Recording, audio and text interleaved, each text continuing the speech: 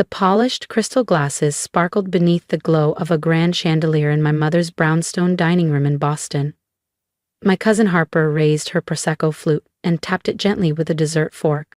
"Everyone, I have an announcement," she declared, her voice silky and brimming with pride. Her chestnut hair cascaded over her shoulders as she beamed a perfect pageant smile. "I've been shortlisted for an interview at Armitage and Pierce." A stunned quiet rippled through the table. Even my stepfather froze mid-splice of the honey-glazed ham. Armitage and Pierce? The top corporate law firm on the East Coast? Harper gave a triumphant nod. "Senior counsel position. They reached out to me directly," she said, savoring every syllable. Harper had always been the star. Debate champion, Harvard Law, trophies and accolades lined up in neat rows behind her. Her victories seemed to perfume the air, sweet yet suffocating. I kept silent, twirling my linguine with a deliberate calm. At 39, I'd perfected the art of fading into the background when necessary. But in this family, quiet only invited interrogation. "Aren't you excited for Harper Elise?" my mother prodded, eyes shining. "Now that's a real career," she added poignantly. "Not like—" She waved a dismissive hand in my direction. "What exactly is it that you do, dear?" I looked up. "I run a venture capital firm." "Oh." Harper laughed lightly. "You mean your little online thing?" My stepfather leaned forward. "You're not getting any younger, Elise. Time to plan your future." I tightened my grip on my fork.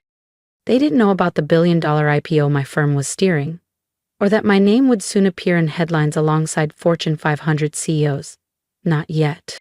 But they would, very soon. My stepfather raised his glass again, radiating pride for Harper. I thought of our latest investment, one that had just outperformed every forecast, and had to swallow a grin.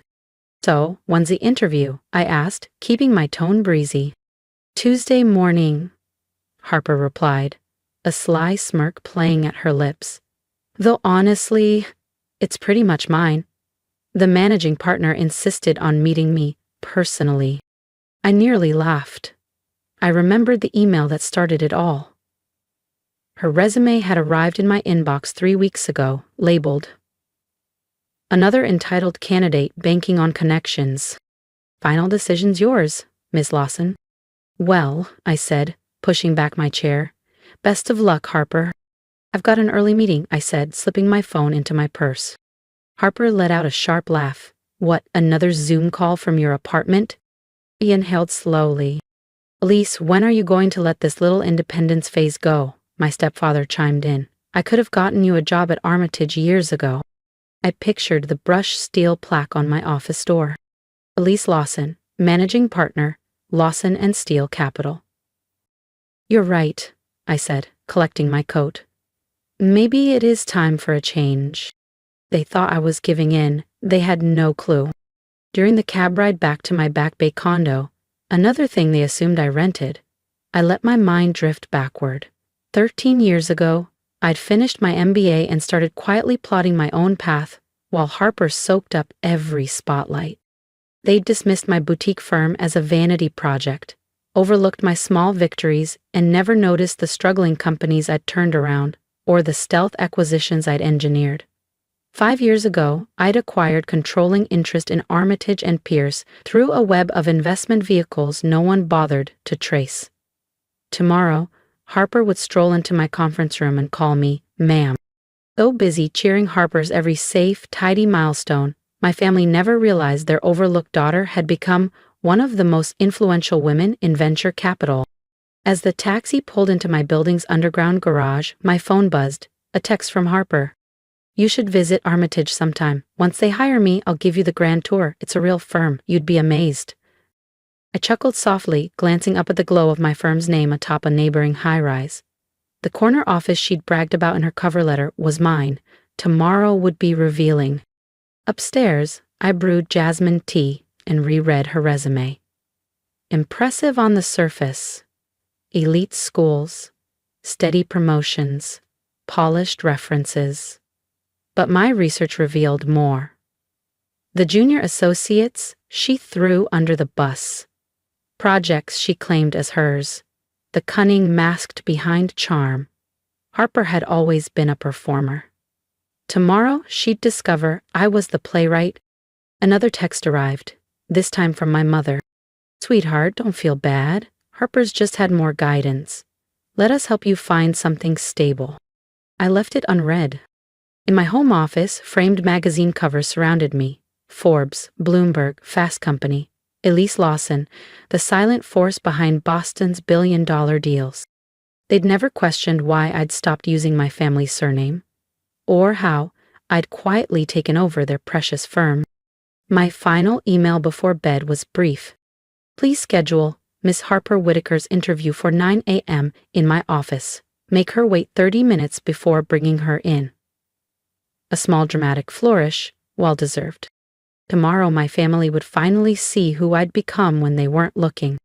If you've ever been underestimated by the people who should have known you best, stick around and subscribe if you haven't yet, because what happens when Harper walks into my office next is something you're not going to want to miss. Through the floor-to-ceiling windows behind my desk, Boston's skyline shimmered beneath a pale spring sun. My charcoal suit fit like a second skin. My heels struck the polished marble floor in measured beats as I stepped off the elevator. "Good morning, Miss Lawson." My executive assistant Camila greeted me with a sly, knowing smile. "Your 9 o'clock arrived early." "How early?" I asked, glancing at the slim gold watch on my wrist. 8:45. "She's been in the lobby 20 minutes. Told the front desk she was personally requested by the managing partner."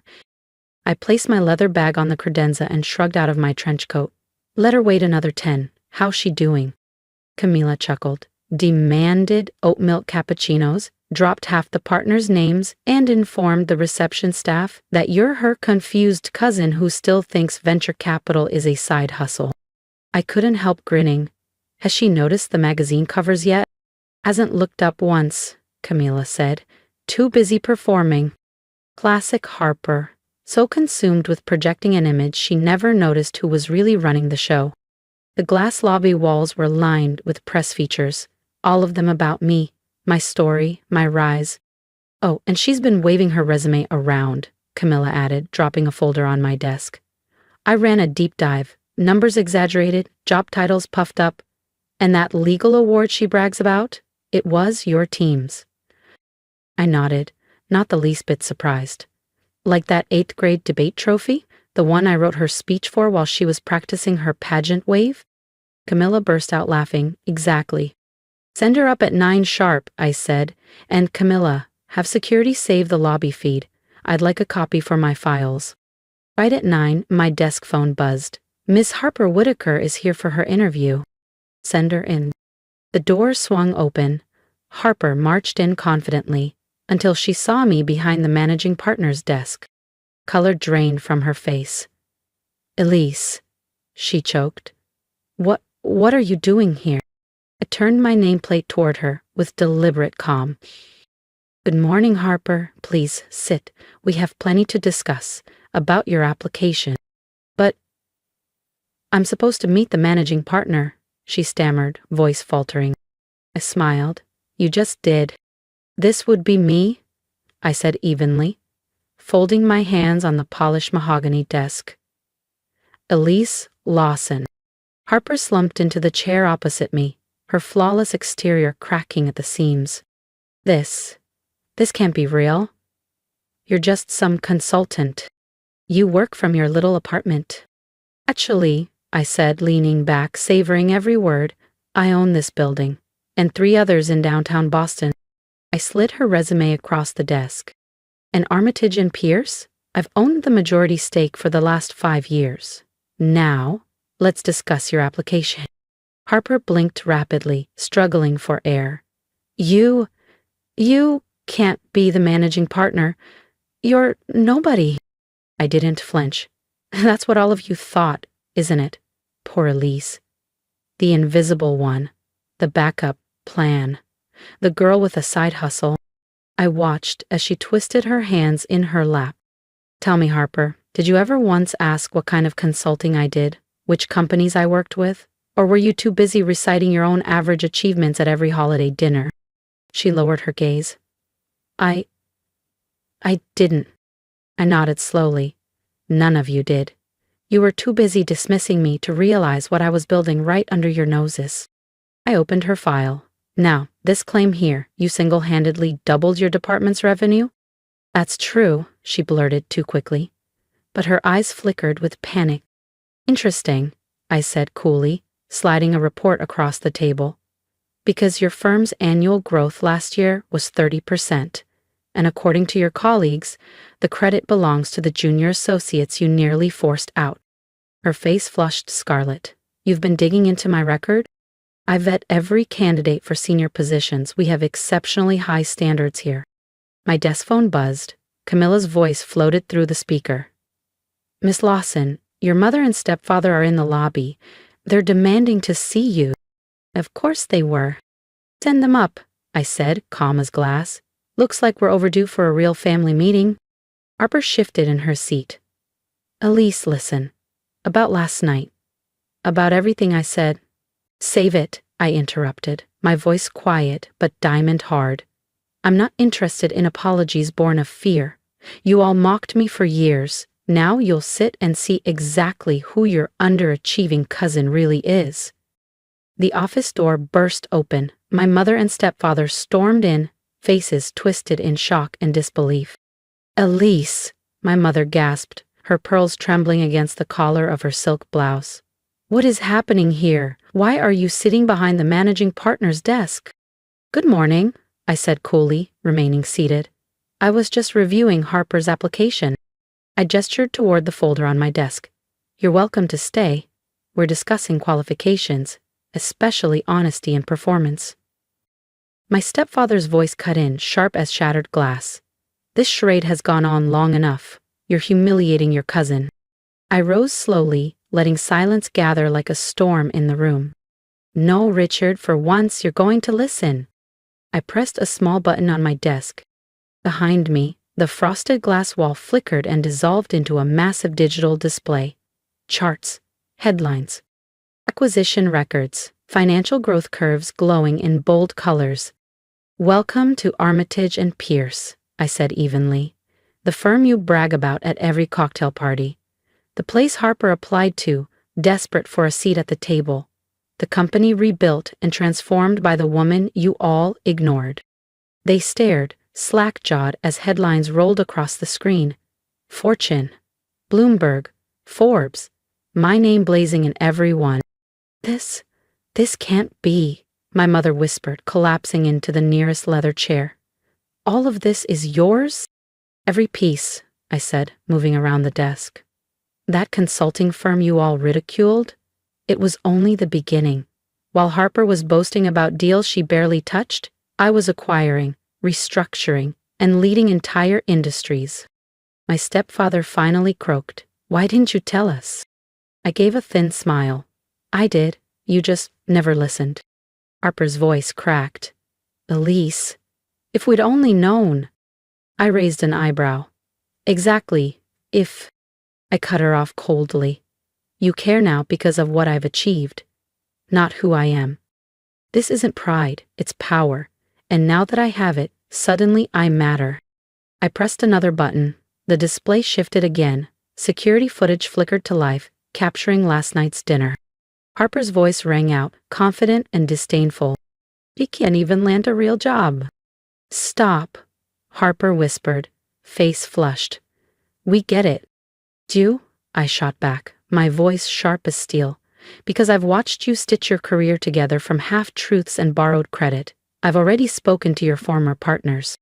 Your so-called mentors? I said evenly, locking eyes with Harper. I know exactly how you climbed the ladder. My mother shifted, fiddling with her silk scarf. Elias, surely there's a way to settle this. We're family, after all. I picked up Harper's resume and tapped it against my palm. Family? Like when she took credit for my debate speeches, or told her college friends I'd flunked out instead of admitting I left to build my own firm? That kind of family? I was young, Harper mumbled. We all make mistakes. Yes, we do, I replied, voice cool. And now you'll live with yours. A knock interrupted us. Camila entered, holding a thick folder. "The background check you requested, Ms. Lawson." "Thank you." I flipped it open. Falsified achievements, workplace bullying complaints, marketing initiatives plagiarized from juniors. Harper went pale. "Those were never proven," she blurted. "Because your stepfather paid to bury them," I said sharply. "But I don't bury misconduct. Armitage and Pierce runs on integrity." My stepfather stepped forward, voice turning businesslike. "Elise, let's discuss this privately. No need for drama." "You lost that privilege," I shot back. "When you let her mock me? When you told me to get a real job? When nothing I did was ever enough." I pressed a button on my console. The office door opened. Harold Bennett, my general counsel, walked in. "Harold," I said calmly, "please explain the consequences of submitting false information on an executive application." Harold adjusted his glasses. "Falsifying credentials is grounds for immediate disqualification and potentially legal action." Silence settled over the room. "Especially," Harold continued, "if former employers pursue defamation or intellectual property theft." Harper's voice broke. "You wouldn't. You can't." "Can't what?" I asked quietly. "Protect this firm? Enforce standards for every candidate? Or are you asking for a pass? Because you're family?" "Elise, please," my mother whispered. "Think of the damage this could do to our family's reputation." I tilted my head. "You mean like the damage you all did to mine? With years of dismissive looks and smug comments?" I shook my head slowly. "Harper's application is rejected. Effective immediately," I said firmly. "And I'll forward our findings to her current firm. They deserve to know who's representing them."